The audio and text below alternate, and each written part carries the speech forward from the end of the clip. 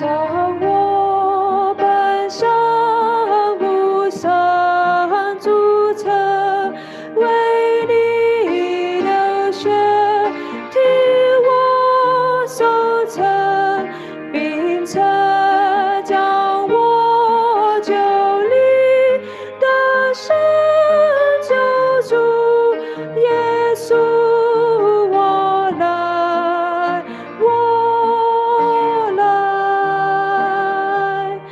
叫我奔向不必等到自己改变，比前更好，因你把血除罪，可靠救主耶稣，我来，我来，叫我奔向反复不定，一心参半，如浪不平，内有挂虑，外有恶心救主耶稣，我来，我来，叫我奔向贫下可怜，我真需要你的恩典，感我恶心，开我盲眼，救主耶稣，我来，我来，叫我奔向你肯收留自我生命，使我先用你既应许必定成就救主耶稣，我來，我來。我哋咧，不如對讀下呢啲詩歌嘅歌詞啊。弟兄第一節，姊妹第二節。弟兄先，一、二、三。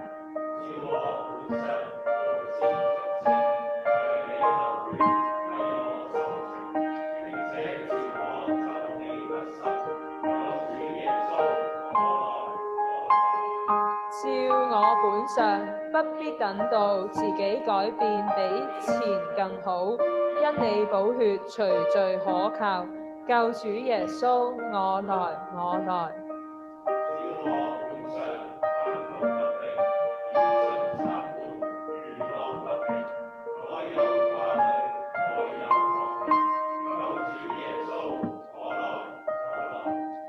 照我本相，行核可憐，我真需要你的恩典，感我惡心，開我盲眼，救主耶穌，我來，我來。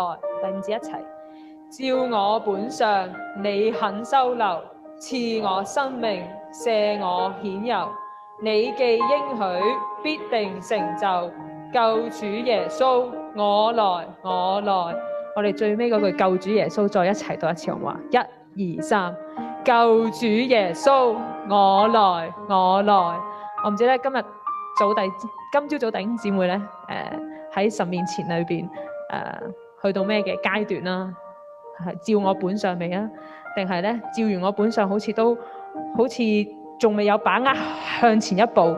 定係咧已經我已經去到呢位救主嘅面前，我位救主咧已經拯救咗我。但係我哋相信咧，即係需要神更多嘅話語，需要咧神更多嘅激勵。我哋係真係需要你嘅恩典，叫我哋咧唔係黑變是番，係咧靠着你嘅恩典咧，我哋成日都可以運行在高處。陣間咧，我哋如果再唱呢首詩歌一次嘅時候咧，你有邊一節咧覺得好摸着你嘅，或者咧而家係你最需要嘅，你可能覺得真係我改變唔到自己，唔緊要，有救主耶穌可能你覺得啊，我都真係唔可以放低我好深嘅依靠喎，疑信參半喎。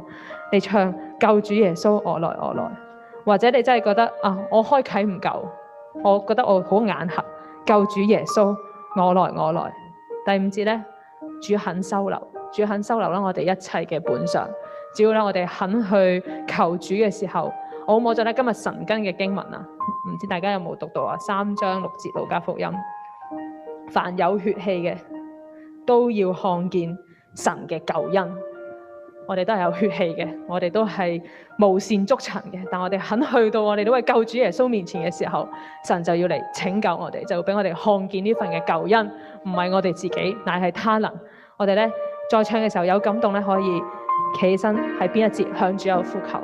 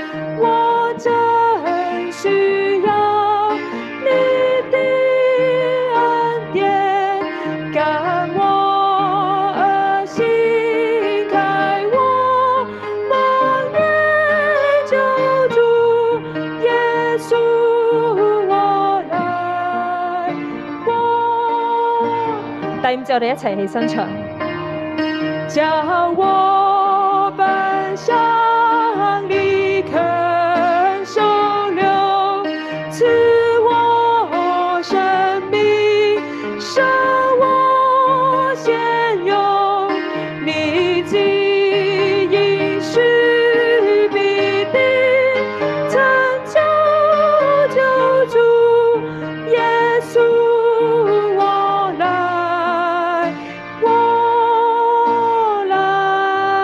第5節弟兄，叫我奔向你肯收留，賜我生命，使我顯勇，你既應許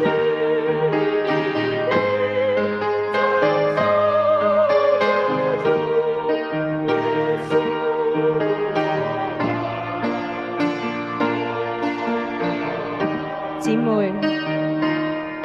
叫我奔向你肯收留，賜我生命，使我顯勇，你既應許必定拯救救主耶穌。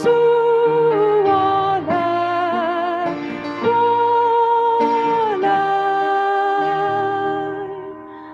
重咧去到我哋救主面前有呼求，好嘛？呼求咧，神真係向我哋嚟説話，俾我哋看見你嘅救恩。我哋咧一同咧向神有呼求啊！哦，主耶穌啊！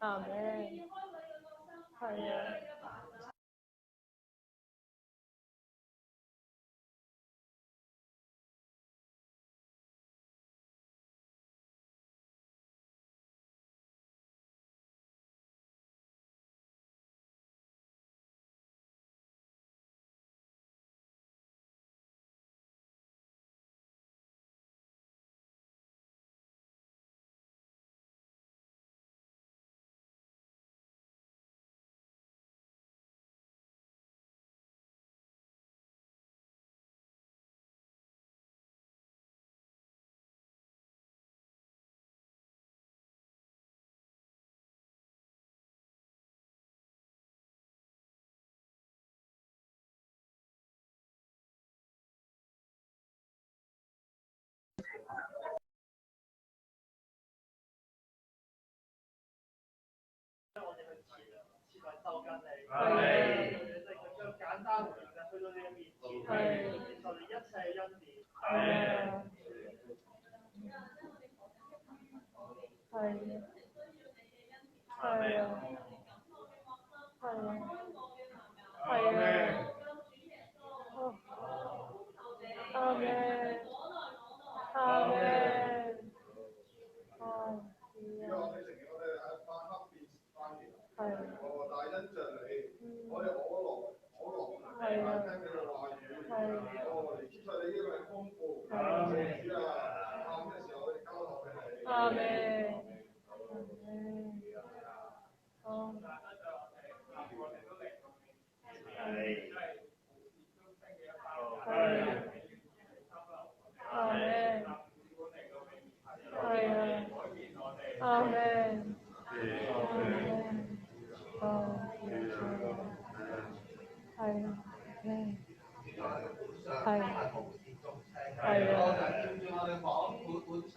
耶穌啊！阿門，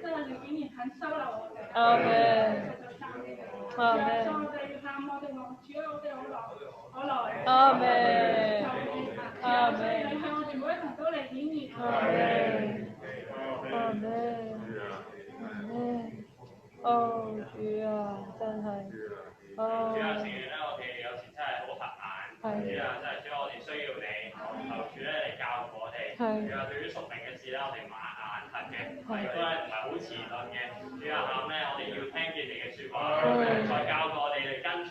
阿門，阿門，係啊！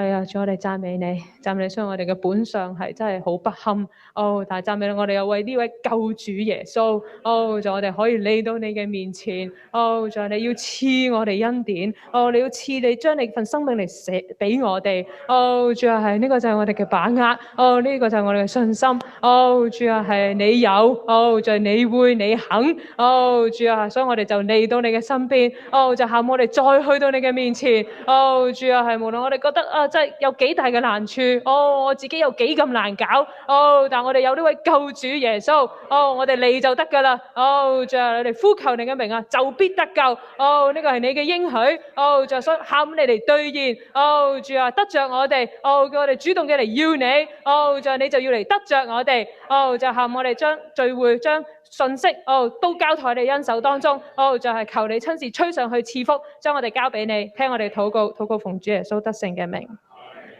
弟兄姊妹請坐。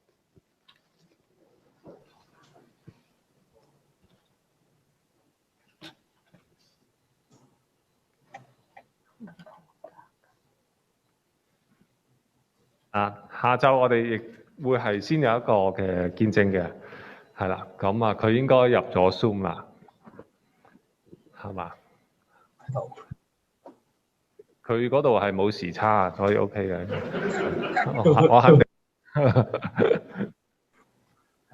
好，可以出嚟啦。Hello，敬心。Hello，志俊。Hello。好，咁俾你係交呢個見證時間俾你。點啊？我哋兩地都可以繼續交通。冇問題。好，感謝主。咁就都先有少少自我介紹啦。咁我就係之前喺筲箕灣區聚會嘅水敬心弟兄啦。咁其實我而家喺邊咧？咁我而家係喺台灣咧做緊嘢嘅。咁就嚟由2019年，即係1年半之前嘅8月份啦。咁就因為喺台灣呢邊有大學嘅 offer 咧，我就從香港就嚟咗台灣工作。咁咧其實今日咧想同大家去分享嘅係我喺嚟咗台灣呢1年半裏面咧，其實自己咧喺屬靈生命上面咧所經歷嘅一個嘅心路歷程。咁今朝早咧，我記得喺聽信息嘅最尾嘅時候咧，就講到我哋咧生命當中咧會遇到好多嘅瓶頸。我覺得呢句説話咧都好貼切咧，去形容緊我喺過去呢1年半咧當中所面對嘅事情。咁其實咧喺我嚟台灣之前咧，咁就有一次就啱啱好咧係有一個弟兄咁咧就知道我嗰時就嚟結婚，而家就嚟台灣，於是就幫我同我太太啦就一齊去做咗一個嘅婚前輔導。咁呢個婚前輔導當中咧，呢位弟兄咧同我點出咗咧，我嚟緊咧喺新嘅婚姻生活之後咧，會面對嘅4個方面嘅衝擊。咁咧，第一就當然係新嘅工作啦，咁所以話工作方面嘅衝擊。第二咧就會係有文化上嘅衝擊，因為由香港去到台灣係一個咧新嘅文化。咁第三咧就當然係婚姻上面嘅衝擊啦，因為始終當時話啱啱結婚1個月多啲，咁我就同太太一齊嚟到台灣。咁而第4方面咧就係教會嘅衝擊，因為咧我係由細到大咧一直都喺我哋呢度當中聚會。係去到呢一正式咧要去台灣工作咧，我先至離開呢一度嘅聚會。咁所以咧，其實喺呢4方面嘅時候，當初聽落去咧都覺得好合理。咁咧，而我自己心咧都係喺工作同埋文化方面嘅衝擊，因為覺得咧去到一個新嘅地方，雖然可能台灣大家都成日都嚟啦，或者可能大家都覺得即係坐飛機都係個半鐘，其實大家都好熟悉。但係咧真係要喺嗰度工作，喺度有生活嘅時候咧，難免咧都有好多嘅擔心。咁但係咧，呢個係當初嚟台灣之前嘅一個嘅擔心啦。咁另一方面嘅擔心就係當時咧，我同太太都要去諗另一個問題，就我哋嚟到台灣之後咧，去邊一度聚會。咁咧而喺神嘅帶領之下，其實好奇妙一個帶領。咁由於今日嘅時間有限，我咧覺得呢個帶領就之後有機會同大家弟兄姊妹分享。而結論上嚟講咧，我哋去到台灣之後，我而家喺新竹市裏面聚會咧，其實我哋先去咗咧新竹市嘅召會，去到參加佢哋嘅主日聚會。咁其實咧去參加佢哋主日聚會咧，同我哋嘅形式咧都好相近嘅。其實都係每個主日都會擘餅啦，咁可能都係大約10零20個弟兄姊妹咧，就喺一個屋企裏面咧，就一齊有擘餅，有信息，有分享嘅時間。咁其實個聚會咧，同喺香港咧係好接近嘅。咁咧呢個就係我喺台灣啦呢一段時間一啲嘅基本開始咗嘅生活就係咁樣啦。咁咧喺再分享落去之前咧，都想同大家分享下，即係我自己啊喺離開大專之後，直到咧離開香港之前呢段時間咧，香港教會係點樣嘅一個人咧？我諗如果弟兄姊妹熟悉我嘅話咧，都會知道我喺嗰段時間咧，都係我用4個字形容啦，就係博盡無悔啦。基本上就係有會好努力去服侍弟兄姊妹啦。咁當時我係喺少年行服侍咗6年。咁其實6年裏面咧，都一直都好盡心去服侍少年人啦。週六主日都會陪少年人一齊去聚會。咁亦都會可能係暑假會陪少年人入 camp 啦。咁亦都會有一啲時候喺主日安排之後咧，入過學校去帶一啲嘅團契嘅小組。即係最誇張嘅例子就係咧，當時我就嚟去台灣之前，基本上我係到去台灣之前嘅最後嗰1個星期，我先至離開少年行嘅。咁基本上就係總之我有機會去服侍嘅時候咧，我就自己係會擺出我所有嘅時間，好盡力咧去服侍。咁呢個咧係我喺香港嘅時候嘅狀態。咁但係咧嚟到台灣之後，我發現咧自己陷入咗另一種嘅問題。呢個問題喺當初都唔係好發現嘅。當初咧去到召會聚會嘅時候咧，自己都覺得都可以不如將香港嗰一套嘅方法搬嚟台灣啦，咁都應該 OK， 因為個聚會得10零20人，咁其實裏面仲有初信弟兄姊妹都唔少，咁其實理論上嚟講應該搬過嚟都冇乜問題啦。但係咧，我發現自己咧係陷入咗一種好嚴重嘅狀態。嗰個狀態咧就係我想擺上嘅時候，但係咧我佢擺唔到，呢個第一個狀態。第二個狀態咧就係去到後期，甚至唔單止係擺唔到啦，甚至係自己咧係唔想擺上。點解會出現呢兩個情況咧？第一個原因就係因為我對於即係喺聚會咗耐之後咧，我發現我自己對於召會呢裏面嘅教導呢個睇法咧，我係非常之嘅唔同意啦。咁所以自己咧亦都覺得，即係去講嘅時候咧，好似弟兄姊妹們咧，但係個眉頭都係皺晒嘅時候，就會覺得其實自己好似講嚟咧都冇乜用。甚至咧去到後嚟，我都曾經嘗試過去努力咧去按照自己讀經一啲嘅感動啦去分享，甚至咧嘗試指出一啲可以弟兄姊妹討論嘅問題嘅時候咧，佢發現弟兄姊妹咧其實都冇乜反應，甚至咧其實都問非所答。即係我發現呢一種狀態咧一直落去嘅時候咧，我對自己嚟講咧係一個好消磨嘅狀態。咁同時自己因為工作嘅緣故咧，其實都嘅時候，咁見到教會嘅生活都係咁嘅款咧，於是我發現自己咧越嚟越有一種狀態就係我唔想擺上，都覺得好消耗同好攰啊！喺呢個聚會嘅時候，我覺得好慘咧。每個星期就係返聚會，但係咧返聚會嘅時候去分享，大家咧就唔係特別去會共鳴啦。但係咧你自己但係你聽人哋分享咧，你又覺得又好有問題啦。咁喺呢一種自己覺得好辛苦嘅狀態之下咧，我發現自己咧開始都唔係好想再去有啲咩特別嘅追求，甚至咧其實我發現自己屬靈嘅生命咧係陷入咗一種停滯嘅狀態。而我覺得呢一種停滯狀態咧，我自己發現出嚟咧，都唔係一時三刻。其實前後計埋咧，我發現呢一種狀態，我自己由當初開始嚟台灣19年嘅8月，其實呢種狀態一直延伸到去上年20年嘅大4月，即係前後8個月嘅時間去台灣，到我4月呢段嘅時間咧，我一直都係一種冇出冇入啦，甚至係一種屬靈生命咧停滯嘅狀態當中。咁咧喺呢個停滯狀態裏面咧，其實就可以自己發現咧有好多嘅問題。咁嗰陣時間咧，同太太不斷去分享嘅時候咧，我成日都有句説話，我成日都講嘅，就係我覺得我唔知可以點樣侍奉，或者我覺得我都唔知我可以點做。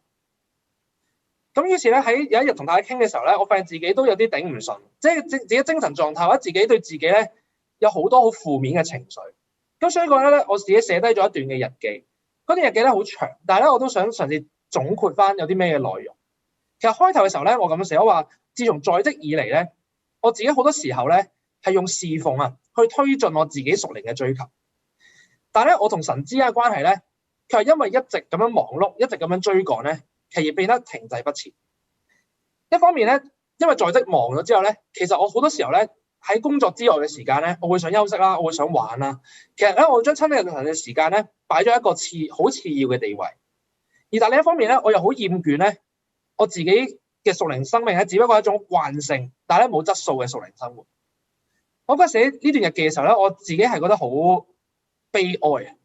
即係我發現咧，去到嗰個時間，神俾我去再認真去諗我呢段日子喺台灣嘅生活咧，我覺得自己係好悲哀。嗰陣時咧聽到一首嘅詩歌，呢個詩歌咧，我覺得係對我好大好大嘅共鳴。嗰個詩歌咧叫做你是誰。呢個詩歌咧，其實佢個副歌裏面咧有一句歌詞，我係好強烈嘅共鳴。佢嗰度咁講，佢話空虛嘅光陰永不休止，夢想咧通通流放絕處，一顆心給敲碎了，存活再沒意思。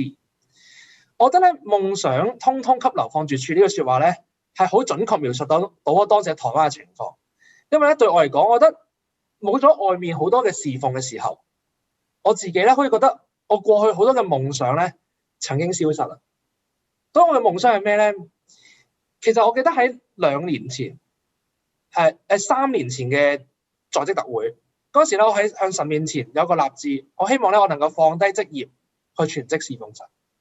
但係咧，其實短短幾過咗之後，我發現咧呢個心願咧係越行越遠，甚至係越嚟越虛幻。其實我知道咧，無論喺邊一度，或者無論咩時候咧，其實我做啲乜嘢咧都係侍奉神。講咧我係知道嘅，但問題咧，當我現實中真係冇咗侍奉崗位之後咧，其實我個人嘅屬靈生命咧係一直嘅退後。甚至我覺得自己咧雖然冇忘記到呢個心願，就主咧其實一直都俾我有呢個心願喺我心裏面。但係咧，我發現我自己嘅生命咧係去到末路窮途嘅狀態，即係覺得自己已經去到一種唔知點算嘅掘頭路嘅狀態。其實當我發現咧自己嘅睇翻自己奉獻嘅時候咧，我發現當自己呢個時間不斷喺度向前行啦，其實我覺得自己屬靈生命咧係一直嘅向後退緊。咩事情係令我最深呢種感受咧？就係我發現咧，我連我身邊我太太，因為同我一樣喺召會呢段時間嘅聚會咧，就我哋兩個都係同樣陷入喺一種低潮嘅狀態。但係當我發現我連我自己太太都扶唔起嘅時候，我真係對自己咧係極為嘅絕望。即係我真係會問神，到底我係咪真係仲能夠侍奉你咧？我呢個係我自己喺嗰段時間咧好深好深嘅一個好大嘅絕望。但係咧，感謝神嘅呢個詩歌咧，其實佢唔係停喺一顆心被敲碎了嘅狀態。佢後面咧有個禱告，個禱告咧係我到而家都好深刻。個禱告講話：上帝，請傾聽我懼怕懷疑，請保守我嘅心智，請施恩開啟我眼，明白你個中嘅美意。其實嗰一種咧，我係好驚，即係我喺神面前我禱嘅時候，我話神，我真係好驚，我就係一世人就係咁樣頹落去就算。即係以我過去香港嘅屬靈裝備，我係真係可以有本錢頹落去就算。其實喺呢個位置嘅時候，我可以選擇咧就係算啦。既然係咁，反正我工作都忙，甚至有工作裏面我都有工作嘅壓力嘅時候，咁不如算啦，我照舊翻住主日，即係咁樣就平平淡淡過咗呢一就算啦。但係亦都係喺呢個時候，呢句歌詞我好好話：神啊，你知道我懼怕懷疑嘅時候，請你保守我嘅心智。神啊，請你施恩開啟我嘅眼睛，明白你個中嘅美意。其實呢個禱告咧，我到而家我都好感動，甚至都好深刻。其實呢個裏面其實我好共鳴嘅係我嗰種懼怕係真嘅，我嗰種懷疑都係真。我覺得自己已經冇能力再服侍神嘅時候，但係嗰度佢禱告，佢話：神啊，請你保守我嘅心智，請你施恩開啟我嘅眼睛，明白你個中嘅美意。所以嗰陣時，我覺得喺一個兩難嘅關口當中咧，一邊就啱啱我所講，我可以接受自己嘅生命嘅缺點，隨流失去就算。但係我亦都可以咧喺嗰個 moment 求神施恩開啟我嘅眼睛。其實我知唔知我要做咩？我係唔知㗎。喺嗰張同神禱告嘅時候，我連我自己未來應該會點算點做，我完全諗唔到。但係嗰陣時咧，我呢個禱告咧，神係聽咗。我覺得咧喺呢個就係我喺突破瓶頸嗰個嘅起點。我覺得就係嗰一日嗰個禱告。我記得嗰日係2020年嘅4月15號。嗰日我喺神面前嘅呢個禱告，神咧係聽咗。但係神咧唔係立刻就幫我去拎走我嘅環境。其實咧我仍然嗰陣時咧禱告完之後，我仍然喺召會聚會。但係神咧佢慢慢咧開始改變我一啲嘅事情，佢重新去塑造我呢個人嘅生命。第一樣佢就改變我嘅咧，其實係佢改變咗我對於屬靈追求呢樣嘢嘅心態。啱啱我提到我喺在職之後咧，好多時候或多或少，我係靠住外面嘅侍奉，或者靠住教會一啲嘅課程，我咧去 keep 住自己追求嗰個嘅狀態。但係咧，我發現神咧去改變緊我對於屬靈追求呢樣嘢嘅心態。喺呢佢令到我咧再一次去到明白，其實追求神係因為我嘅生命好需要有神嘅話去供應我。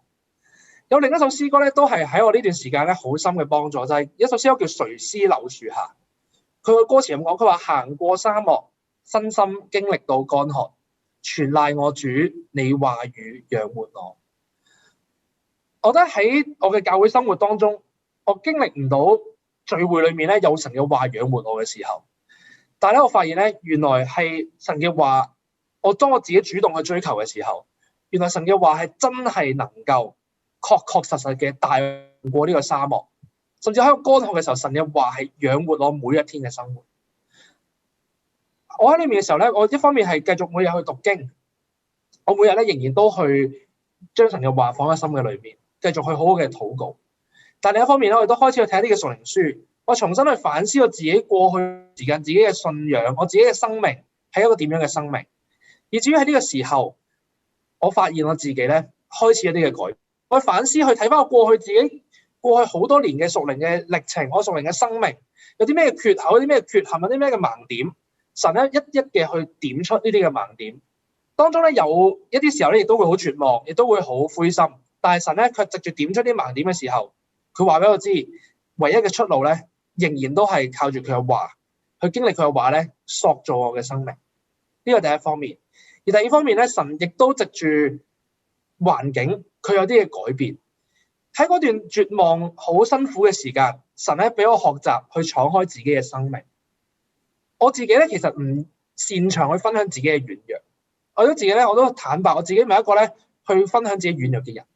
但係神咧，佢喺呢一件事嘅當中，佢幫我開始去接受自己有軟弱，而去分享自己軟弱嘅時候，喺嗰段時間，香港同台灣疫情都好多，所以嗰時咧，其實我同我太太啦，亦都同香港咧唔少弟兄姊妹們咧有交通過，甚至可能咧今日真係在座同大家分享信息，弟兄們咧有啲咧我都同佢哋交通過，即係嗰段時間我嘅掙扎，我嘅艱難，其實弟兄姊妹咧藉住去分享，藉住咧佢哋我哋彼此之間嘅代禱，神咧帶我哋慢慢走出去。但係更加重要嘅係，神咧俾我哋去揾到另一個地方，另一個嘅團契。喺嗰個團契當中，嗰個呢個嘅職青團契裏面，神咧好特別嘅將你安排咗一個夫婦嘅小組。嗰個夫婦小組裏面咧嘅弟兄姊妹咧，都比我哋大一段嘅年紀。但係咧，我好深刻嘅係我第一次去嘅時候，我哋嘅組長咧喺一段代禱嘅時間，因為佢團契最尾咧有段代禱時間裏面，我哋嘅組長咧佢咁樣分享佢自己代禱嘅時候，佢話咧。我呢段時間好軟弱，我咧好唔想讀經，我咧都好唔想讀屬靈書。我覺得咧我嘅屬靈生命咧係一個低沉枯萎嘅狀態。請咧大家為我代禱。我覺得咧嗰次呢個團契呢位弟兄嘅分享係令到我覺得咧，原來弟兄姊妹之間係可以咁樣彼此去敞開自己嘅生命，去將自己嘅生命分享出嚟，係好坦誠，亦都好真實嘅去分享。我覺得呢一個嘅經歷對我嚟講係好深刻，甚至而家其實蒙神嘅憐憫，我哋都要繼續喺呢個團契裏面聚會，我哋都學習去分享，我自己都去分享咧自己生命當中啲嘅盲點，或者分享自己生命當中嘅軟弱。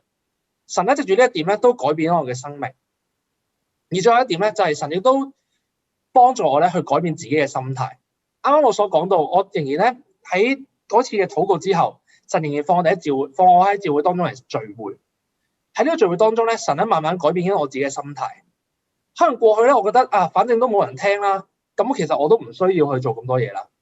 但係神咧卻話俾我知道，其實既然你睇到弟兄姊妹有啲嘅地方係有缺乏嘅時候，其實咧你仍然係要學習去將自己一份去擺上，唔係因為人哋對你有説話、有認同、有共鳴，你先至要擺上。而如果嗰個係你主，如果係我俾你嘅使命，即係主俾我使命嘅時候，你仍然要去為住呢個使命為我去站住。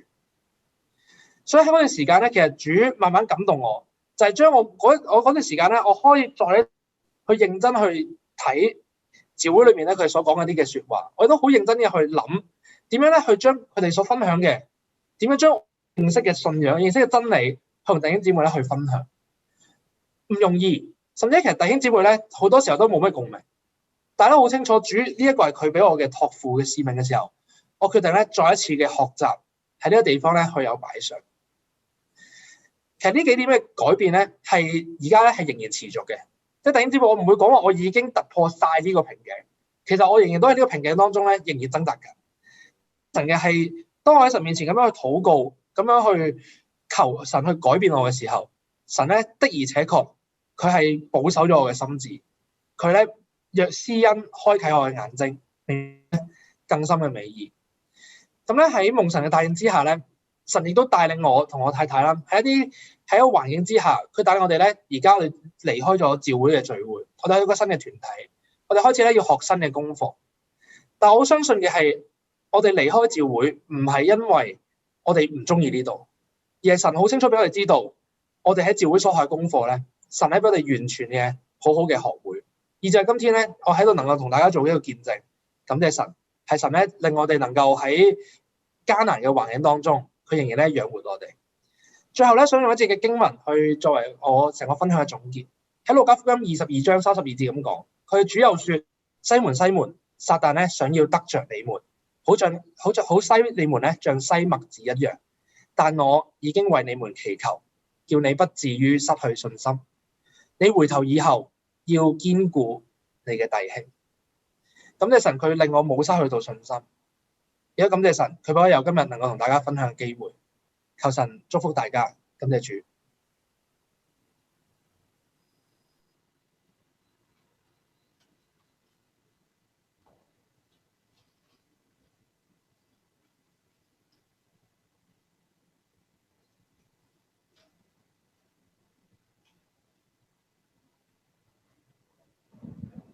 喂，水敬新冇侍奉，即係呢個對我嚟講都係一個好大嘅衝擊嚟嘅。即係聽到佢第一次佢喺台灣啊，我記得好似大約半年咁啊，第一次同我嗰陣時 Zoom meeting 啊咁啊交通跟住我話哇，真係冇可能喎！以我認識嘅水哥啊，即係停唔到喎，因為博盡無悔啊！頭先話係嘛嚇？筲箕灣啲弟兄們應該好清楚嘅。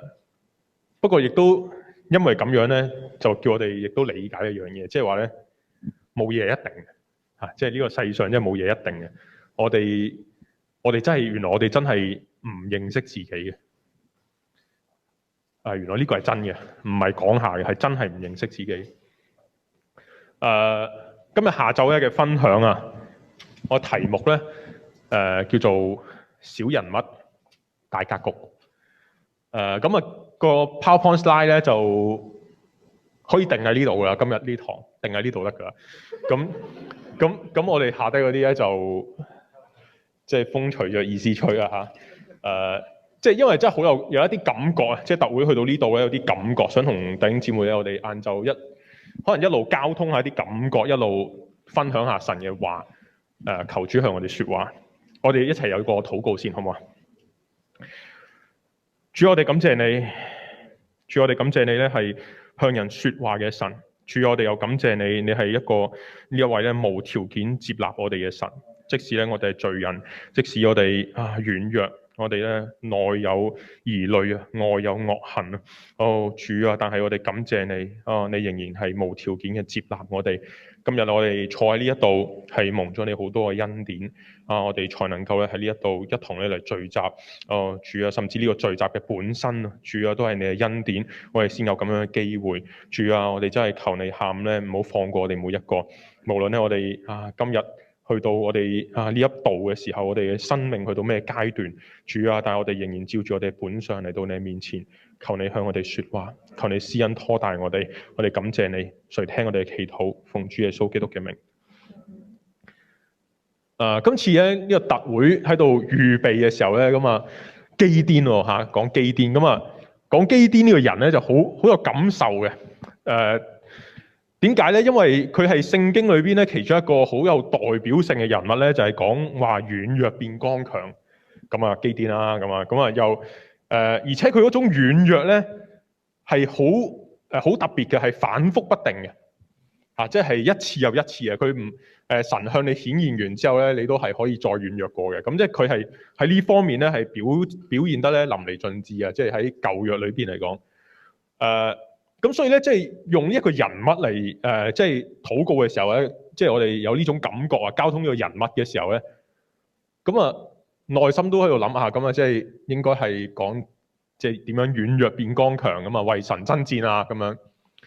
啊咁但係好特別，由尋日開始咧，即係個特會開始咗之後啊，1堂、2堂、3堂，又覺得咧主好似唔係咁樣帶領我哋喎，即係咧主唔係叫我哋話，你依家搞掂個開波去爭戰啦咁樣噶嘛，又唔係喎，好似係咧即係主係帶領緊我哋咧有一個生命嘅重整咁樣。即係主講嘅，即係我用即係一啲，即係我尋日咧聚會完啦，我同弟兄們交通話，即係我覺得呢個聚會依家今次個特會好似好意識流啊，意識流，即係咧所有嘢咧都係講緊我哋嘅內心嘅嘢嚟嘅，係意識裏邊嘅內心戲嚟嘅，全部都係，即係唔係講緊你嘅行為點點點，唔係講緊乜嘢，而係講緊我哋嘅生命咧，究竟今日有啲乜嘢需要重整嘅喺主面前，我覺得呢個好有意思，即係主咁樣帶領我哋好有意思。點解咧？因為即係過去呢2-3年咧，其實香港就好艱難，或者咁講，香港嘅職稱咧都好艱難。無論係經濟啦，無論係政治啦，咁啊，甚至乎咧，即係疫情，我覺得咧多多少少咧係為人類啊，即係帶嚟咗一種好特別嘅精神壓力嚟嘅。嗰種精神壓力咧係即係你又會驚驚地啦，有陣時嚇，即係例如我有啲弟兄姊妹，我區有啲弟兄姊妹咧，今日冇嚟到現場咧，咁佢都係話，因為即係佢真係唔知，即係晏晝嗰餐佢真係唔係好敢出去食飯咧咁啊，即係佢仲未跨過到嗰關啊，即係佢唔係好敢出去食飯咁樣，都有嘅，即係經過咗，同埋我哋又冇得聚會啦，係嘛？即係過去呢年咧，即係1年裏邊咧，其實可以聚會日子真係有數得計，好少。咁所以，我哋好似一個生命咧，就隨住嗰個聚會嘅停擺咧，即係都好似有啲停擺咁樣嘅，即係連個生命都停埋喺度咁樣嘅，即係有好多嘢咧，好似令我哋 stuck 咗喺嗰度咧，就唔係好喐到咁樣。咁我即係唔知咁樣講啱唔啱啊？即係去到第4堂啦已經，我好有呢種感覺，覺得咧呢個特會主好似咧要我哋重新咧再啟動翻嗰個生命嘅運作，即係個屬靈生命啊，要喐啊，要喐。但係點樣喐咧？即係唔係話講就得噶嘛？即係如果講就得嘅話咧，咁啊簡單啦。咁但係唔係噶，即係生命嘅嘢咧，就係冇辦法用人類嘅言辭去推動嘅。生命嘅嘢咧，就要用生命去推動嘅。咁而且仲要唔係人嘅生命，係神嘅生命啊嘛，就喺度推動緊我哋。咁所以咧，即係下晝我覺得咧，我想從即係過去呢幾堂一路講緊嘅嘢咧，繼續接落去。弟兄姊妹，我哋講到基甸呢一個人咧，其實頭先講啊，即係話舊約真係好少有一個咧咁樣嘅人物嘅。咁啊，不如先讀下聖經先啦。我哋咧由第6章啊，士師記第6章咧第34節開始讀起。咁啊，姊妹咧就讀雙數，弟兄咧就讀單數。我哋咧就由6章34節讀到去7章嘅第11節，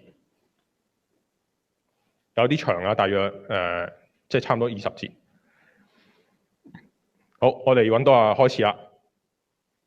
耶和華的靈降在基甸身上，他就吹角，亞比以謝族都聚集跟隨他。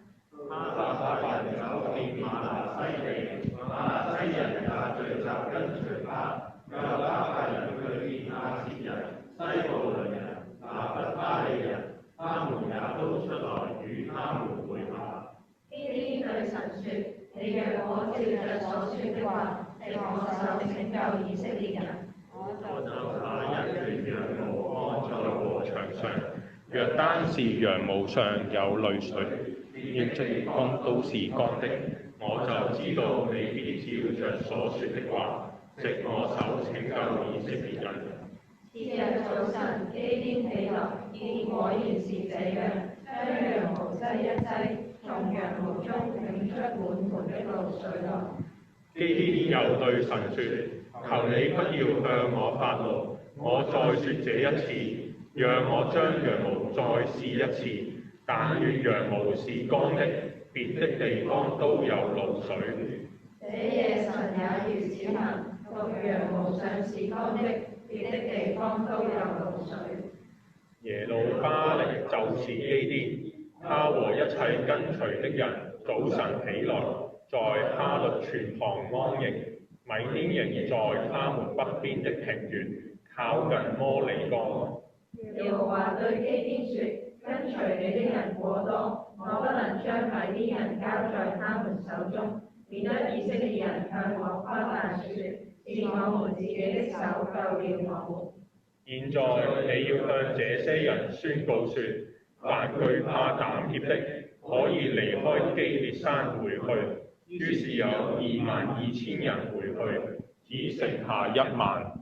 耶和華對基甸說：人還是過多，你要帶他們下到水旁，我好在那裏為你指示他們。我指點誰說，這人可以同你去，他就可以同你去；我指點誰說，這人不可同你去，他就不可同你去。基甸就帶他們下到水旁。耶和華對基甸說：凡用舌頭舔水的，要使他單站在一處；凡跪下喝水的，也要使他站在一處。於是用手捧着舔水的有300人，其餘的都跪下喝水。耶和華對基甸說：我要用這舔水的300人拯救你們。將米甸人交在你手中，其餘的人都可以各歸各處去。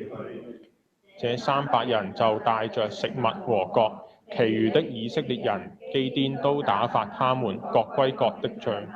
只留下這300人，米甸營在他下邊的平原裏。當那夜，耶和華吩咐基甸說：起來，下到米甸營裏去，因我已將他們交在你手中。我讓你下去，就帶你的僕人普拉下到那營裏去。你必聽見他們所說的，然後你就有膽量下去攻營。於是基甸帶着僕人普拉下到營旁。好，我哋讀到呢度。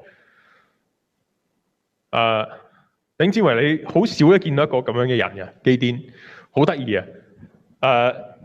第一次耶和華，我哋由尋日開始交通啊，即係耶和華向佢顯現大能嘅勇士啊，耶和華與你同在噶嘛。咁佢話咁啊，即刻就嚟啦，即係火都嚟噶嘛。即係耶和華若與我哋同在噶嘛，我哋點會遭遇咁多嘢咧？咁啊數咗一輪，嗰個奇妙嘅作為喺邊度咧？即係見唔到喎咁樣。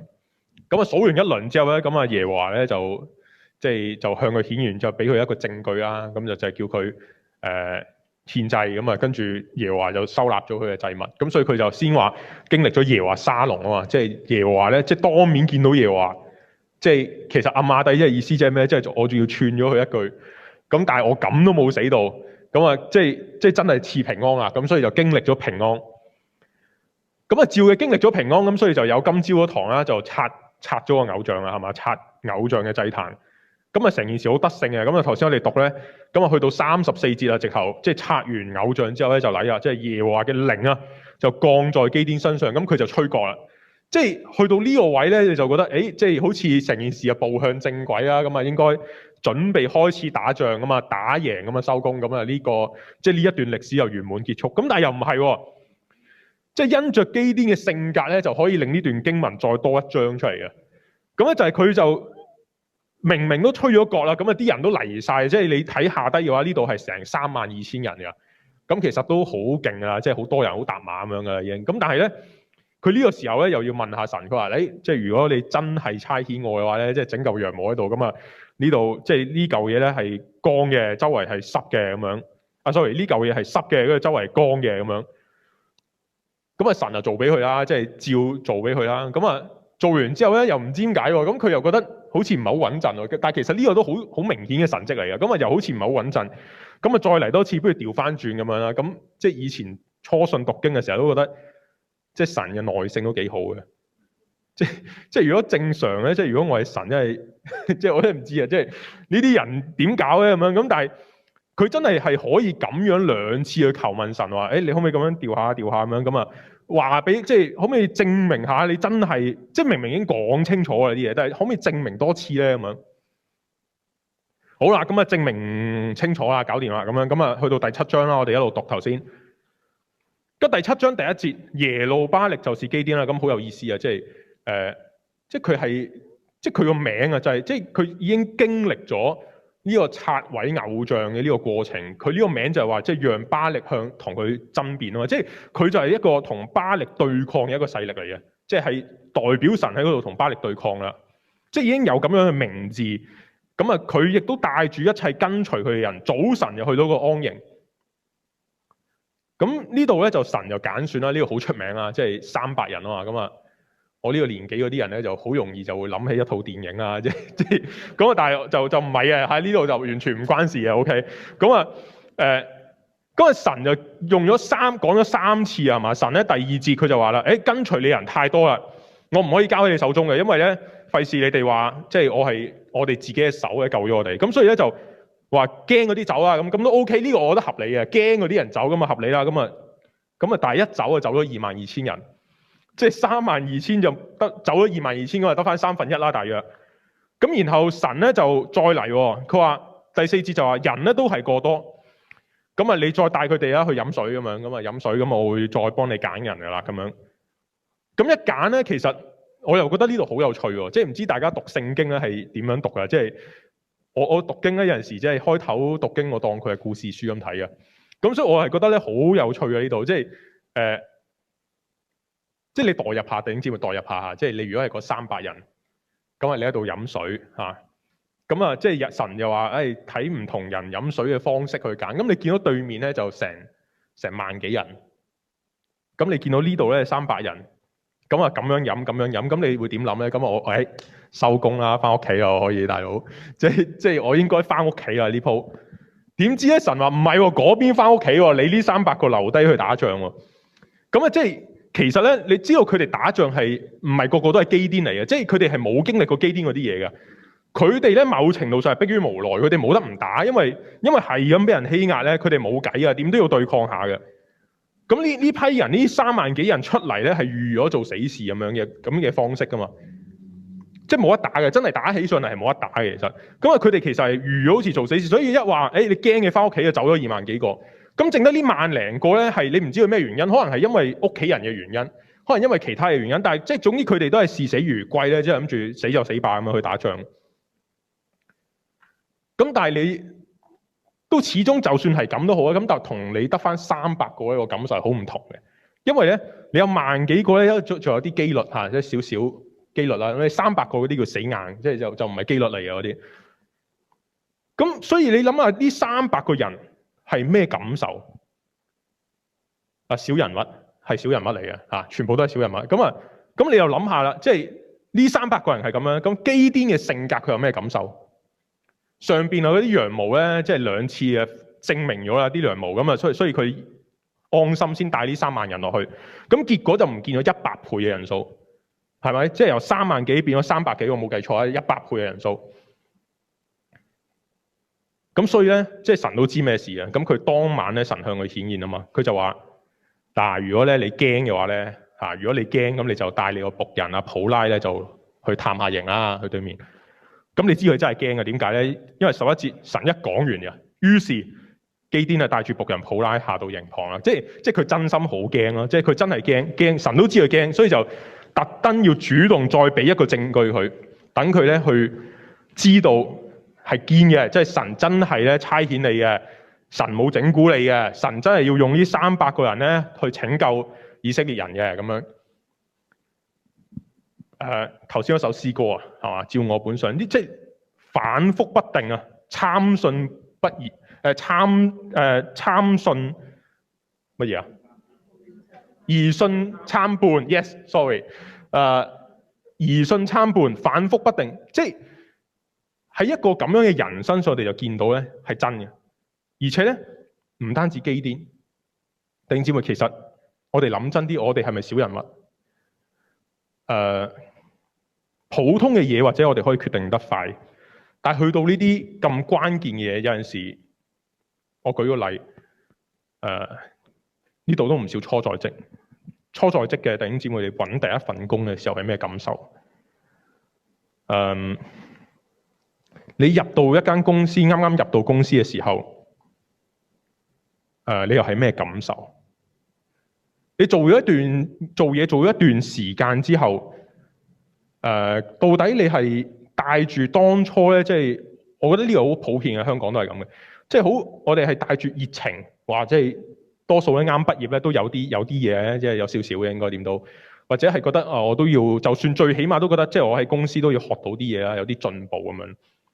但係咧好容易啊，你唔知大家會唔會有咁嘅經歷？好容易咧，慢慢我哋就變咗咧，由有啲諗法想進步嘅人咧，慢慢就會變成咧，希望唔好做錯，或者希望唔好得罪上司，或者咧唔好俾老細鬧。即係當然各行各業都唔同嘅，即係唔係話個個都係咁。但係咧有唔少人咧都會慢慢咧咁樣嘅，咁然後咧就變成咧就係只要我每一日咧可以準時返工、安全收工，咁咧其實嗰一日嘅目標就已經達到㗎啦。咁到月底咧有人工出，咁其實咧呢個就係我嘅工作啦咁樣。即係咪慢慢都會咁樣嘅？即係小人物咧就係咁嘅，即係好容易咧就係我只係安於咧簡單嘅，即係簡單嘅生活、平淡嘅生活，而且咧我哋亦都唔想咧有一個好大嘅轉變嘅，因為咧每一次好大嘅轉變咧都出事嘅，即係一定係有啲代價要付嘅，同埋咧你要有好大嘅轉變咁樣。但係弟兄姊妹啊，即係當我哋睇基甸呢個人物嘅時候咧，我就覺得正就係佢哋係一個即係被米甸啊，即係神將佢哋交咗喺米甸人手中7年，即係佢哋係一個被壓制7年嘅環境。係一種慣，即係尋日其實弟兄都有咁樣教導，係一種習慣被壓制，習慣咗啦，即係佢已經咧係習慣咗俾人欺壓啦。人哋每一年啊，你撒種然後準備收割嘅時候咧，佢每一年都嚟搶你嘅嘢。所以咧，其實佢哋對於米甸人咧係大概唔會有一種咧好大嘅，我要同你死過啊，要同你即係打仗啊，要打贏你啊，然後即係解脫啊，得到自由啊呢種嘅心志咧係冇嘅。如果唔係耶和華向佢顯現嘅話咧，其實好明顯佢就係喺嗰個酒榨裏邊打谷。咁打完之後咧，大概佢就係用嗰啲咁嘅養活自己或者自己屋企人，即係呢個就係佢嘅生活。其實簡單啲嚟講，就係慢慢個環境生活逼成，然後咧佢就接受完之後咧，就喺嗰度希望咧，即係總之就係我又唔想用苟延殘喘嘅，即係總之就係喺嗰度可以生存到，繼續活落去，正常大家都係咁樣嘅生活。呢啲其實係好正常嘅，係小人物嘅特徵嚟嘅，即係我哋都係。其實我相信我哋絕大部分人咧都係類近嘅，即係我哋都唔係大人物嚟嘅，其實包括我自己。但係咧呢個小人物偏偏咧佢嘅出身同人哋唔同，因為佢係以色列人。你其實咩族都唔緊要嘅，馬來西又好，咩族都好啦。但係佢有一個身份就係佢係以色列人，佢係亞伯拉罕嘅後裔。佢係神嘅選民，咁所以咧，即係佢喺佢嘅人生裏邊，佢注定嘅就係佢係同一位神連上關係。而呢一位神咧，又唔係普通嘅神，唔係嗰啲偶像，唔係巴力。呢個神咧係真正偉大、創天造地嗰個神。而呢個神亦都有佢嘅，我姑且用格局呢個字，即係呢個神咧係有佢嘅格局嘅，有佢嘅計劃嘅，係有佢嘅旨意嘅。所以咧，呢個神咧係有一個好宏大嘅計劃喺嗰度。咁你做得佢選民咧，就注定咧，你係同佢嘅計劃、同佢嘅格局咧係拉上關係嘅。咁所以就帶嚟咗一個好大嘅矛盾啦，係咪弟兄姊妹？一個小人物同埋呢位咁偉大嘅真神，一個咁大嘅格局，點樣扯上關係咧？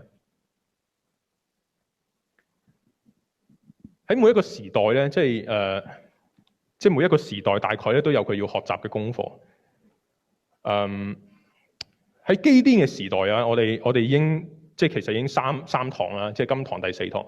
基甸嘅時代，我哋已經好清楚啊，佢哋要學習嘅啲乜嘢？第一，佢哋要學習咧，要拆毀巴力祭壇。其實喺神第一次同基甸顯現嘅時候咧，基甸佢講嘅說話，佢嗰種嘅憤憤不平。我哋如果睇翻嗰節啊，其實呢節真係好精彩。呢節真係好精彩嘅，第6章，第13節，主啊，耶和華若與我們同在，我們何至遭遇這一切事呢？我們的列祖不是向我們說，耶和華領我們從埃及上來麼？他那樣奇妙嘅作為在哪裏呢？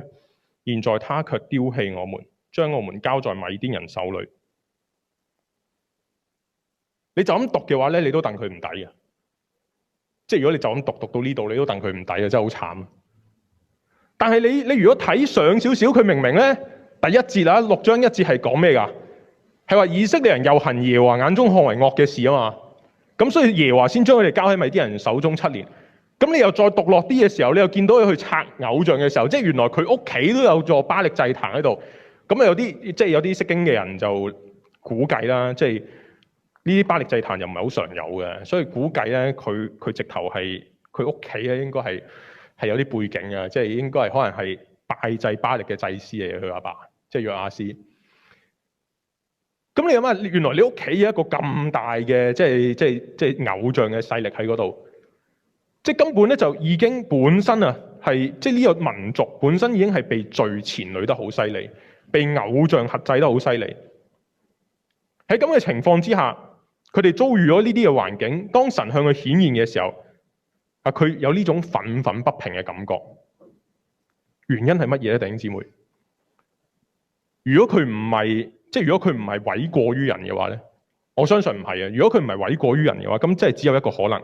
就係佢真係唔知道，即係佢唔理解，佢唔係好知道咧。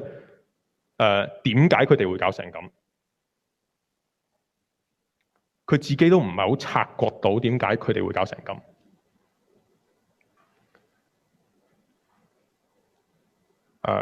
今朝早咧，我好有呢種感覺嘅都係，即係點解咧？我哋要照我哋嘅本相嚟到神嘅面前咧，就係因為有太多嘢，好似頭先水哥嘅見證都係。佢如果唔係去到台灣，佢都唔會有一種感受咧，即係會發覺到話原來我以前過往信主信咗廿幾年，喺教會咁熱心侍奉裝備等等，即係我成日話如果模範生咧，即係弟兄之中我哋呢個年紀嘅人啊，揀個屬靈模範生咁樣咧，咁一定一齊推下水敬心出去㗎嘛，咁樣即係咁啊！但係咧，佢都估唔到啊！即係去到台灣係最尾會搞成咁嘅，即係咁艱難。頭先嗰4樣嘢啊嘛，即係4個挑戰啊！佢肯定咧，即係一開頭啊，我都係咁諗嘅，即係教會一定冇問題，屬靈嗰方面一定冇問題，係前面嗰3樣有挑戰嘅可能。但係結果佢最大問題就出喺嗰度。弟兄姊妹啊，因為我哋真係唔認識自己，我哋都唔知道自己裏邊咧係有幾多嘅問題，所以我哋需要來到主嘅面前。更何況咧，即係頭先我哋講嘅，即係所謂嘅大格局，佢係呢一班人係屬於神嘅，正如我哋一樣，我哋即係教會係屬於神嘅。無論咧，我哋今日係喺咩嘅環境、咩光景裏邊咧，但係弟兄姊妹啊，我始終覺得即係神同基甸講嘅説話咧，喺我哋身上係一樣。其實好有意思，佢2次向一開頭差遣先知去揾佢哋嗰個匿名先知，第2次神親自向基甸顯現，佢2次都提乜嘢咧？2次都提出埃及，我係嗰個領你哋出埃及嘅耶和華。當然呢個有兩重意義嘅，即係一重就係佢領佢哋出埃及咧，即係講翻佢就係嗰位咧，一直都係帶領住佢哋嘅神，係拯救佢哋嘅神。但係另一面，弟兄姊妹，出埃及嘅時候，佢哋發生咗咩事咧？出埃及嘅時候就係神同佢立約，呢度亦都有提到神嘅約嘅。而出埃及嘅時候就係神同佢哋立約啊嘛。大家如果記得嘅話，出埃及嘅第19章就係神同佢哋講：如今你們若實在聽從我嘅話，遵守我嘅約，就要在萬民中作屬我嘅子民，因為全地都是我的。然後就係你哋要作我祭司嘅國度，為聖潔嘅國民。即係神喺度同佢哋立約噶，正正式式咧，佢哋係同神立約之後係屬於神嘅一班子民。佢哋係有一個職責，或者佢哋咧係有一個身份喺地上邊咧，佢哋係會成為神嘅代表嘅一個民族。呢個國家，呢個民族咧，係所有周圍嘅國家嘅模範嚟嘅，某程度上，或者咧係神喺地上唯一一個咧可以彰顯嘅地方。人哋望住以色列咧，就應該係見到神係點樣嘅。人哋望到以色列嘅話咧，就知道嗰度原來呢個世上有一位偉大嘅神叫耶和華。即係呢個就係以色列人嘅職責。同樣喺我哋身上，我覺得一樣嘅，係咪？我哋係基督徒，我哋係教會。神嘅旨意啊，話偉大嘅建造嘅旨意。今日我哋唔係主要講呢樣嘢，但係可能在座有唔少弟兄姊妹，我見即係我就咁立眼望埋咧，係有好多咧喺教會長大，即使唔喺教會長大，亦都有唔少咧係聚會咗好多年。可能咧有好多呢啲即係呢方面嘅道咧，我哋聽過，但係弟兄姊妹經過咗社運，經過咗疫情。即係呢啲嘢究竟喺我哋心裏邊咧，依家係咩地位，或者係喺我哋心裏邊咧，我哋覺得仲係咪重要？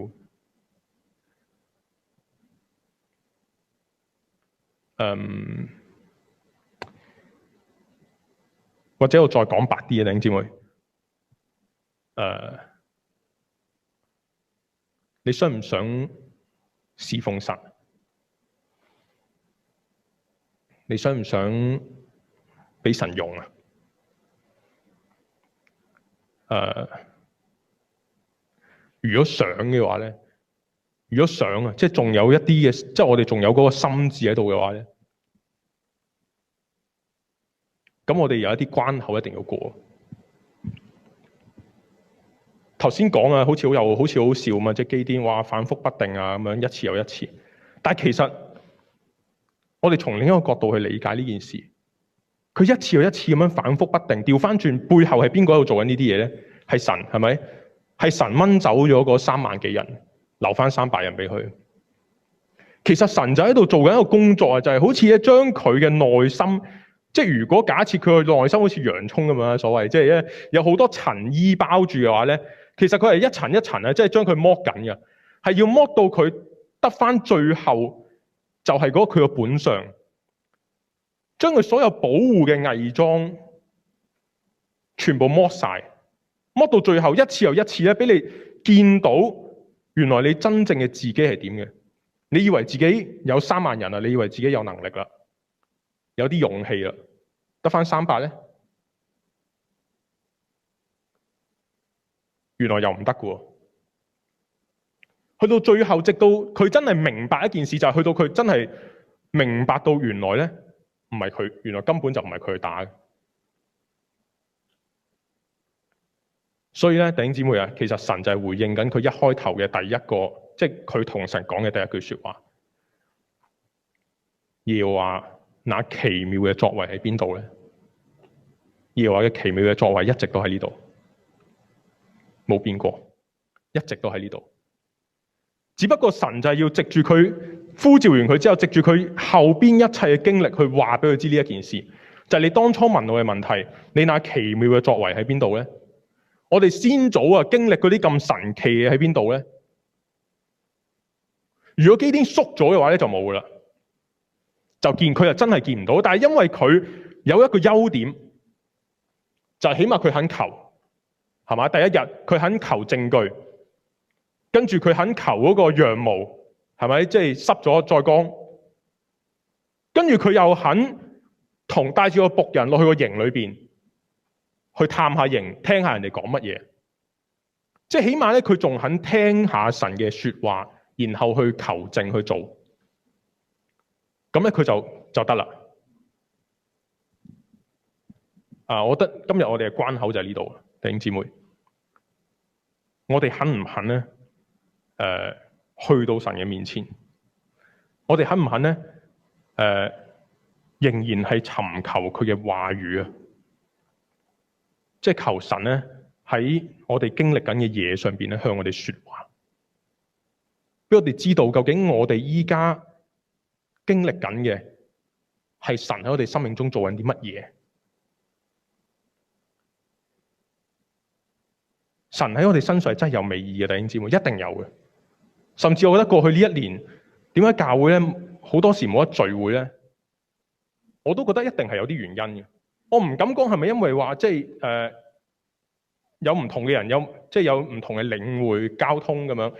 我唔敢講話係咪即係哇犯罪啊，或者係咪神要你獻祭啊咁樣。我唔敢講，唔知係咪。但係我總之一定有原因嘅，冇可能冇原因嘅。即係神咧係唔會咁無聊嘅，即係玩你咁樣，冇可能嘅。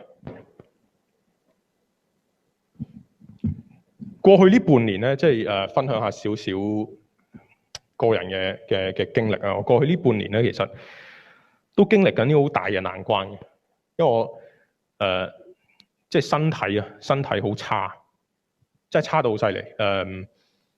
咁啊頭先係唱嗰首《照我本相》嘅，咁我即係有手多咧，咁啊去查下啊，即係個作者係點嘅咧咁啊。咁個作者一查咁啊32歲癱瘓咁樣啦，跟住我咦，我下年32歲咁啊，唔係我今年32歲喎咁樣，咁啊大鑊啦咁啊但係我呢半年咧身體真係好差，差到一個地步咧，我冇同人哋講過，不過今日分享下嘅，即係我唔止一次咧，我諗住打電話俾啲長老咧，同佢講話，即係我唔做同工啦，即係唔係因為太灰心唔做，係因為咧，我覺得擺上唔到幾多，我覺得咧好似有少少好似白佔地土，即係好似留喺度都冇乜用，所以咧即係覺得不如我都可以繼續服侍主嘅，咁即係盡我嘅力量服侍主，但係唔好以同工嘅身份咧，即係不如我自己出去做嘢，即係揾 finance 啊嗰啲，咁然後我咪照樣自己服侍主咯，咁樣即係一樣都可以教會服侍，係去到咁樣嘅地步，咁即係唔止一次有咁樣嘅感受，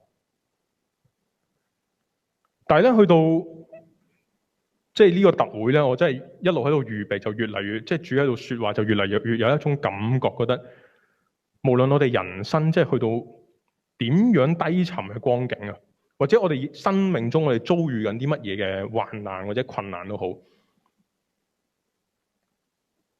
但係弟兄姊妹嗰個係有意思嘅，嗰個係有意思嘅，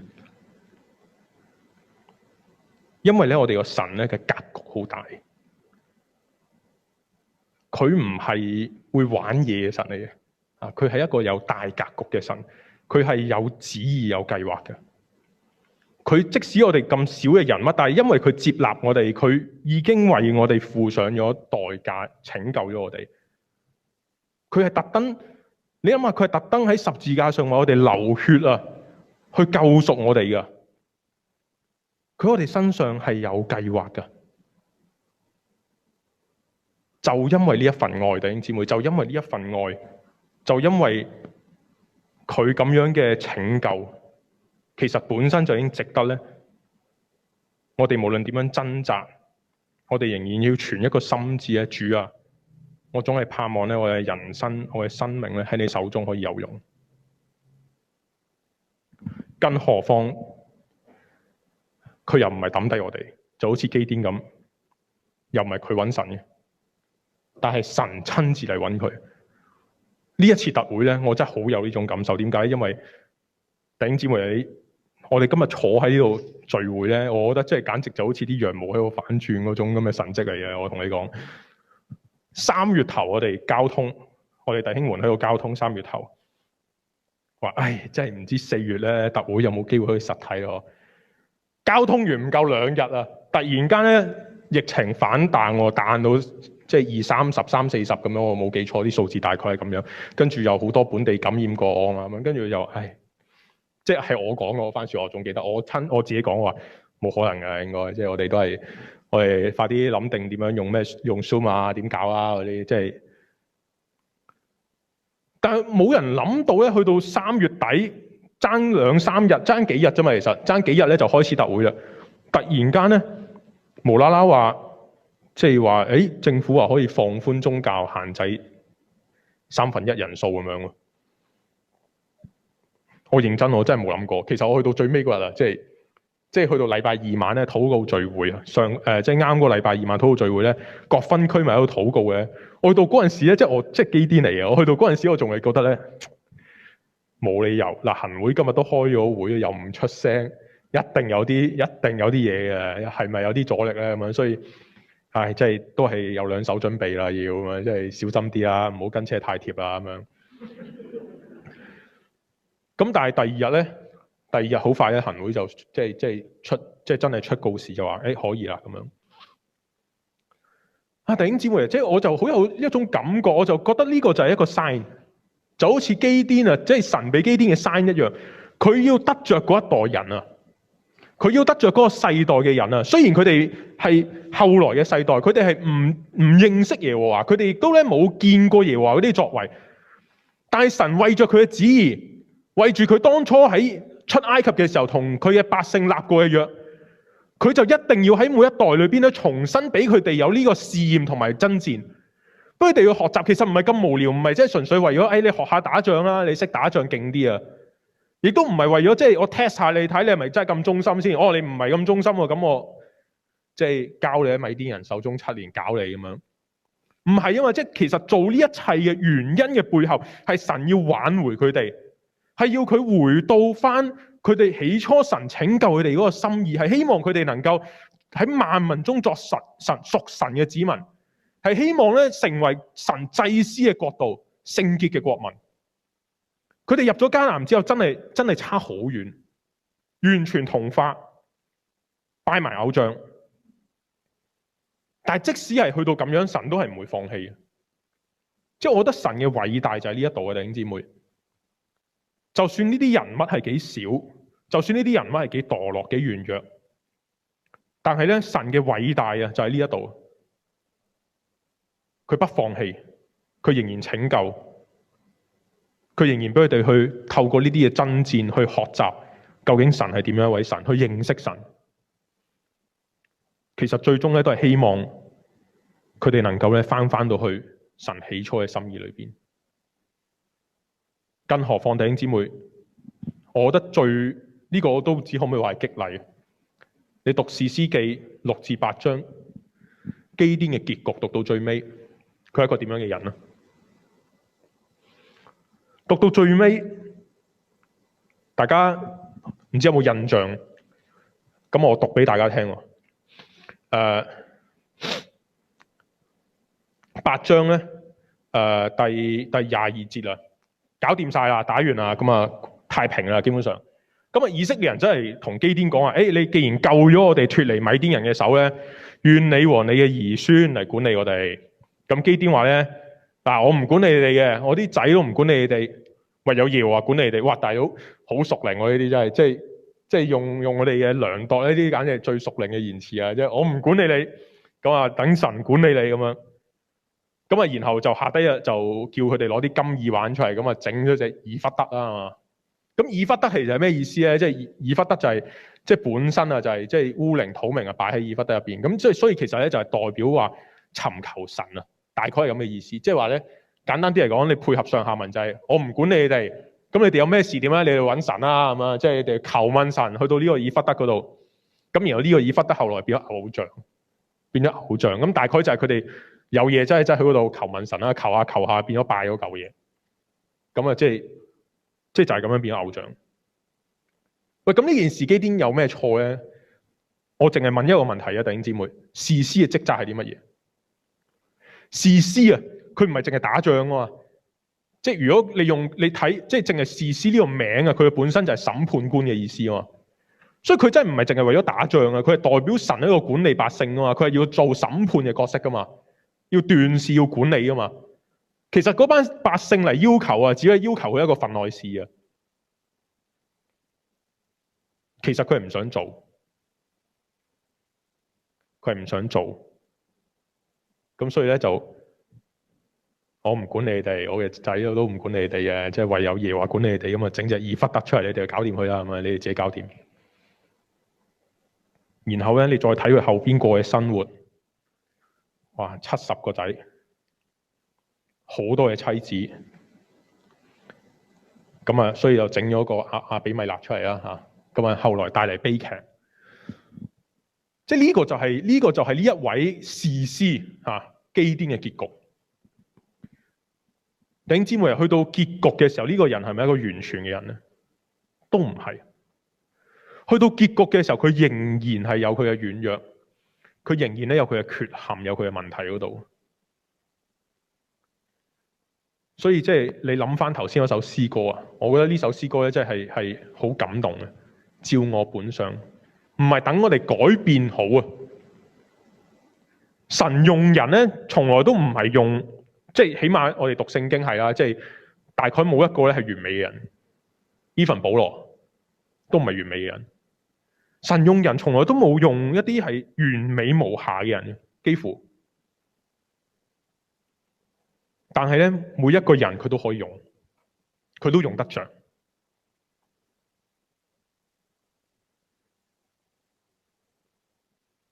所以咧，弟兄姊妹，我覺得時間都差唔多啦，即係喺咁樣嘅世代、咁樣嘅環境，香港好艱難，真係艱難，唔係講笑係嘛？即係我都唔使講啦。其實大家嘅職稱，大家感受到有咩艱難，大家都感受到嘅，呢啲唔需要多講嘅。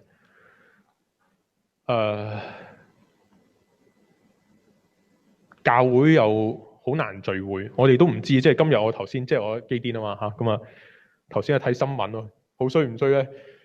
晏晝啊，即係咁啱碌到新聞喎。其實我唔想嘅，即係我預備信息，我根本就唔想碌到啲新聞嘅。無啦啦佢彈出嚟喎，咁話咩？哎呀，即係專家話第五波嚟啦咁樣啦，即係因為啲泳灘哇逼到爆晒，跟住又冇戴口罩，全部人咁樣，專家話嚟㗎啦咁啊咁我見到又嚟，唔係話又嚟，咁又冇得聚會，仲諗住3成變5成咁樣喎，可以。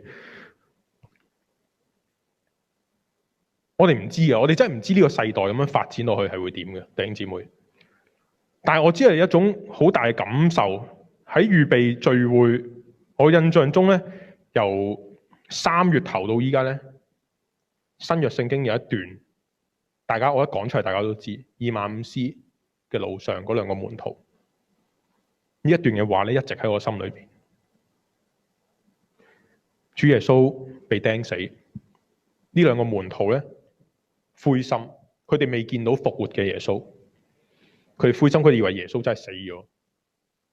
夢想似粉碎啊！頭先阿水哥分享嗰首詩歌咧，你是誰啊？大家翻屋企可以聽下。本身今日唱嗰首嘅諗住，咁嗰首詩歌咧，原來都係受呢個以馬忤斯嘅路上嘅2個門徒呢件事感動而寫嘅嚇，其中一個。咁弟兄姊妹，當呢2個門徒咧喺度向下行啦，所以大家成日話係下坡路，因為耶路撒冷高啲嘅個地勢咁啊，佢向以馬忤斯路上咧咁就向下行啦，咁啊就好似佢生命又向下沉咁樣啦。但係佢哋喺路上經歷一件事，就係佢哋遇見主，而且佢哋遇見嘅主咧唔係佢哋所認識嗰一個主喎。佢哋遇見嘅主咧變咗樣喎，佢哋認唔到喎，係直到耶穌擘餅嘅時候咧，佢哋先認到佢嘅。然後佢哋再當耶穌消失咗之後咧，跟住佢哋回想話：誒頭先嗰個同我哋講嘢啊，同我哋講解聖經嘅時候咧，我哋心裏邊咪好火熱咯。嗰一位耶穌，弟兄姊妹，就因為佢哋喺呢個咁走下坡路嘅經歷裏邊，佢哋對於耶穌、對於佢哋嘅主嘅認識咧，就由主耶穌或者基督變成咗復活嘅基督，或者嗰位復活嘅耶穌。弟兄姊妹，嗱，差之毫厘咧，謬之千里，即係認識基督同埋認識復活嘅基督咧，係2件事嚟嘅。呢個就係以馬忤斯佢哋嘅經歷。同樣，基甸佢認識耶和華。同埋去到佢後邊，經過咗咁多事之後，佢認識嘅耶和華係2件事嚟嘅。弟兄姊妹，無論佢嘅結局點樣，無論佢個過程點樣軟弱，但係去到最後，佢就係認識咗一位唔同嘅耶和華，一切咧都唔同晒，而佢亦都能夠真係俾神用得着。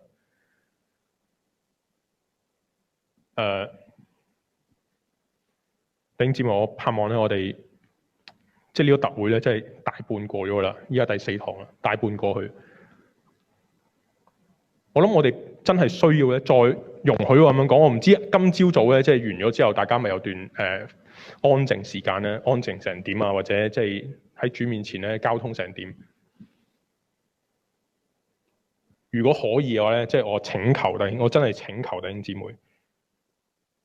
其實特會聽日都完啦，係咪？剩低嘅時間都唔多，好唔好？我哋今日由而家開始去到聽日咧，我哋啲時間咧完全嘅分別俾主。我唔知啊，即係如果你真係有約好重要咁冇計啦，今晚咁，但係即係就算係咧，可唔可以推咗咧？我唔知道。但係我真係有一個感動啊，弟兄姊妹，我哋可唔可以剩低嘅時間咧？我哋完全分別俾神。我哋喺主面前咧，禱告又好，安靜又好，讀聖經又好，溫習啊，讀翻士師記啊呢段又好，即係我哋總係咧喺主面前，我哋問下佢，主啊，究竟今日你喺我身上做緊啲乜嘢？到底你要我認識你啲乜？你基甸認識咗你係耶和華沙龍，到底你要我認識你啲乜嘢？到底我係平安喺邊度？到底咧我嘅內心係咪真係仲想俾你用？弟兄姊妹啊，即係一年啊，冇得實體聚會啊，即係其實好多嘢都過咗噶啦，好多嘢都過咗，咁過咗就算啦，過咗就算。但係而家有一個係我哋可以把握嘅，最起碼今日仲有半日，其實半日都冇啊，即係大約半日嘅時間。弟兄姊妹，我哋可唔可以把握剩低嘅時間？我哋完全分別，我哋喺主面前好好去安靜，去求問，去等候。我真係好想神咧喺我哋中間有啲嘅工作，但係我亦同時我亦都要講，真係好冇辦法。因為如果唔係神嘅工作咧，其實人講乜嘢都冇用。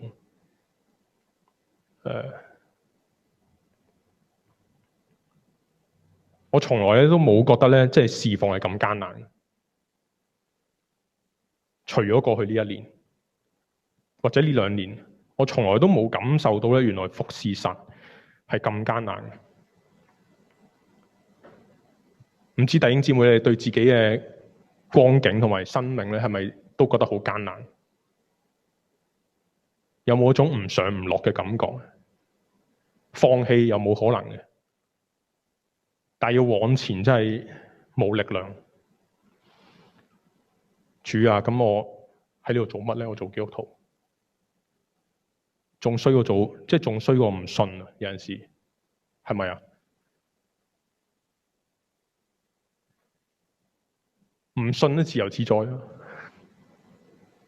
即係你想做乜咪做乜咯。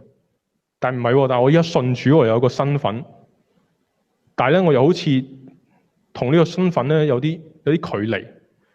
我知道應該點樣做，但係我又做唔到。我真係唔識講，弟兄姊妹。但係我哋就將，如果真係有呢一種感受，我哋就將呢一種鬱結咧，去到神嘅面前，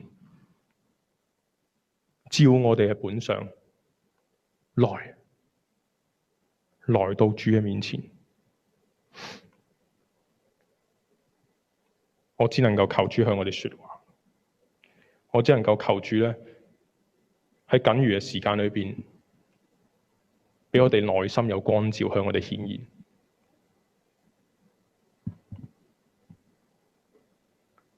我哋唱翻頭先嗰首詩歌。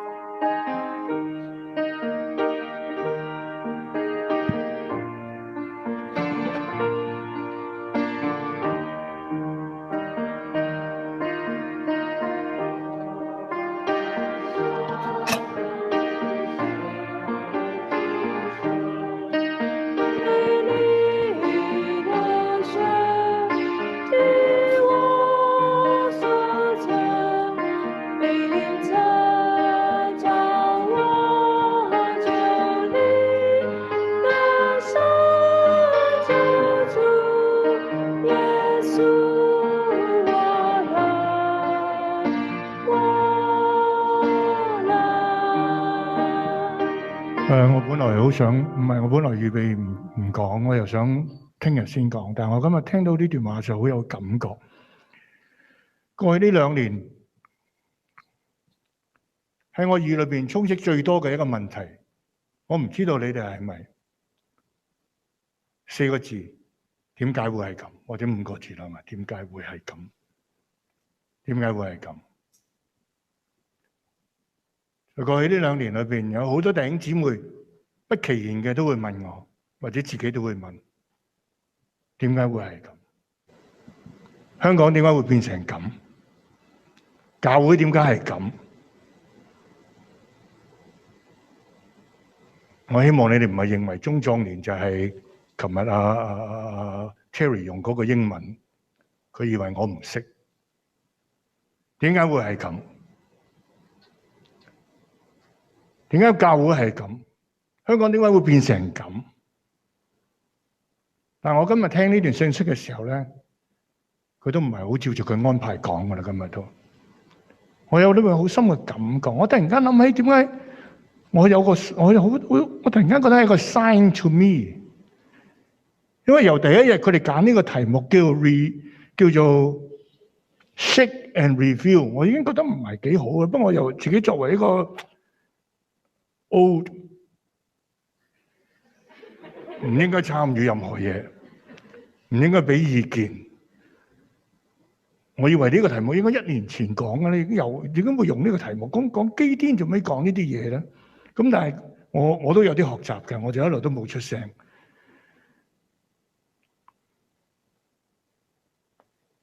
跟住又講到巴力，講到拆毀同埋重整同埋重建。今日呢一堂講到小人物同埋大格局。我突然間覺得所有嘅嘢對我嚟講咧，連埋起嚟一樣。過去呢2年所發生嘅事情，弟兄姊妹，有啲係個人嘅，有啲係對教會嘅。阿水哥好啲喺台灣，但對我哋好多人嚟講，我知道羅益好辛苦。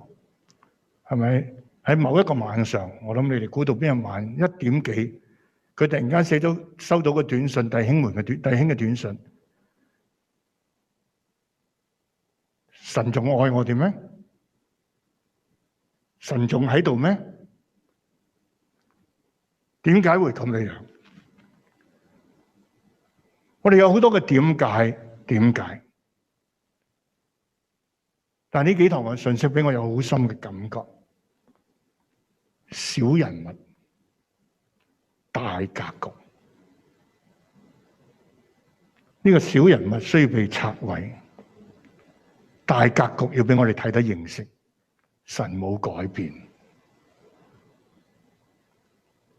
教會點解冇反應啊？點解？我哋不過都係小人物。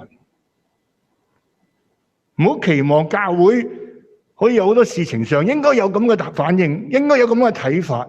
我哋都係小人物，喺我哋身上，我哋最需要嘅就係好多嘅拆毀。弟兄姊妹，梁啟，我呢啲長老就嚟要過去噶啦，我哋呢班人都要過去，係另一代。但喺另一代裏邊，第一樣嘢要學習嘅，就係要認識自己。基甸所有覺得佢嘅推辭，所有覺得佢嘅憤怒都係好合理嘅。如果唔係，佢都唔夠膽同神咁講。不過神一步一步嘅話俾佢聽，你係一個點樣嘅人？你係點樣嘅人？喺你心裏邊嘅偶像，你自己都唔認識啊！你同處咗咁耐，你屋企裏邊就喺你屋企啊，咁大座壇啊，你都見唔到啊！弟兄姊妹。我哋係一個點樣嘅人？我哋自己都唔認識嘅。我哋需要神嘅憐憫，叫我哋真係認識我哋自己。我哋都係一個好小嘅人物。我哋邊度有權 query 神好多嘅東西咧？另一方面，我哋認識到神有個工作。本來我好想唱一節詩歌嘅。都試下唱啦，好嘛？神你在重整我嘅前途，你正在拆毀我嘅建築。大本詩歌嘅一節就夠啦，我哋唱。我裏邊好深嘅感覺，我唔知道仲有冇小分組嘅時間或者乜都好。弟兄姊妹，好唔好？我哋將呢幾個詞喺心裏邊再諗一諗。神要震盪我哋 ，shake， 為咗揭示一啲嘅東西 ，review。神要拆去一啲嘅東西，為咗要重整一啲嘅東西。我哋不過係一個小人物，遇到嘅係一個大格局。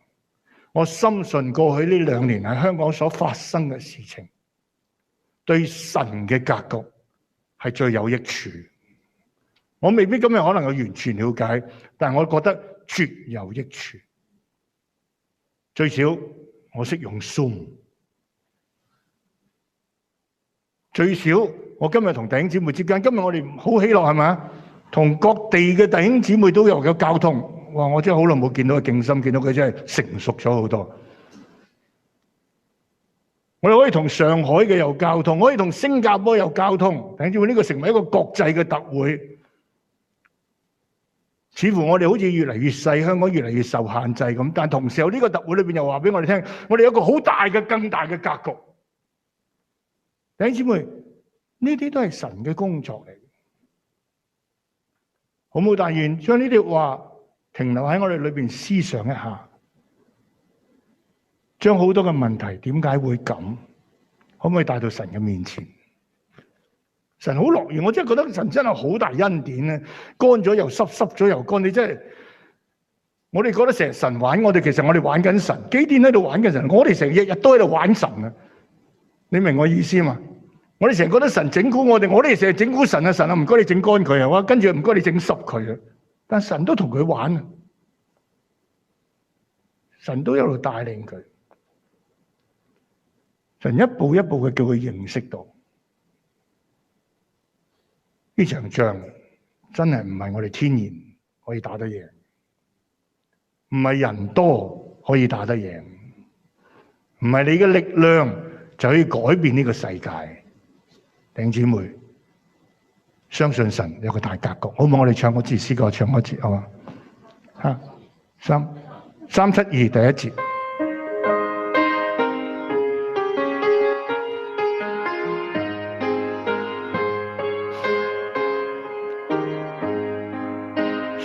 你正在重排我的前途，你也正在拆毀我的建築，眾生侍奉的人日少一日，會增加敬拜逐漸消失。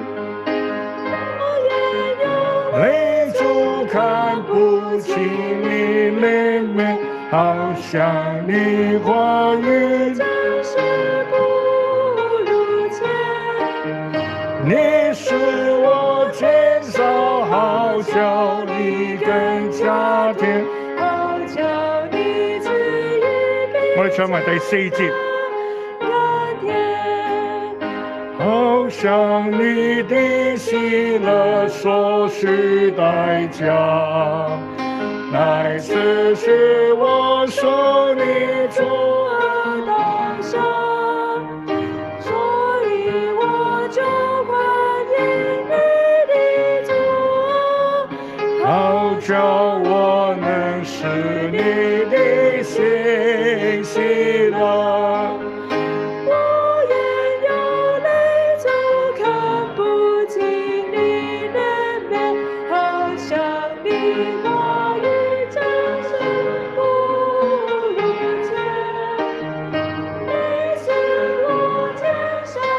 好唔好？請我哋同讚美你，我哋唱副歌。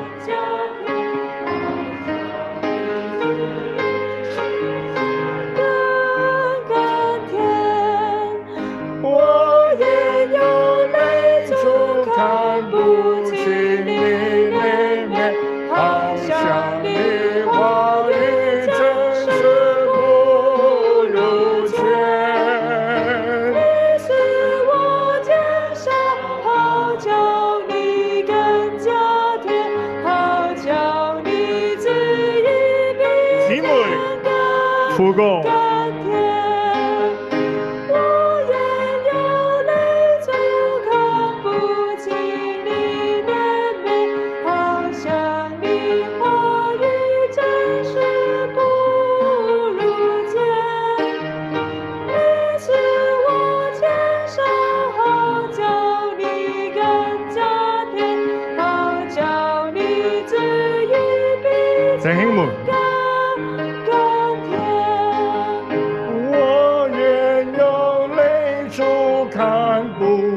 你怜悯，好像你话语真实不如前。